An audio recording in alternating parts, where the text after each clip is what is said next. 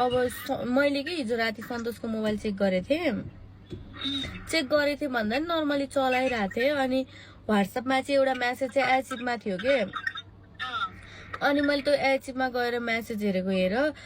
number save चाहिँ खोइ प्याचो something के भनेर नम्बर सेभ थियो अनि त्यो एउटा केटी रहेछ क्या लक्ष्मी अनि सन्तोष हेर त्यो केटीसँग यस्तो यस्तो भनेर म्यासेजमा बोलेकान् अनि मैले चाहिँ मैले अब तिमी भन्दिनँ मम्मीलाई लक्ष्मीलाई अब उता माइत नि कसैलाई भन्दिनँ यता नि कसैलाई भन्दिनँ अब देखिहालेँ भन्ने मेरो मनमा भएको थियो तर हेर यस्तो यस्तो म्यासेजमा बोलेकान् सन्तोष र त्यो केटी अनि म त भयो अब मम्मीलाई पनि फोन गरेर भनेको थिएँ अनि मम्मीले चाहिँ म यता छु नि तँ अब म घरमा नभएको बेलामा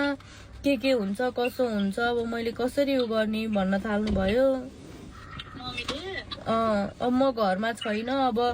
के गरे अब तिमीहरूले यताउति भन्नुहुन्छ अब न मैले अब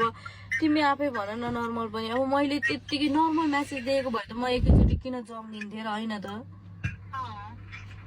अनि एउटा म्यासेज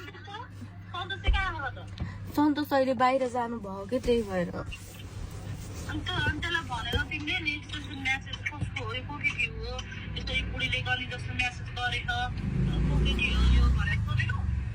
मैले यता उनीहरू म्यासेजमा अब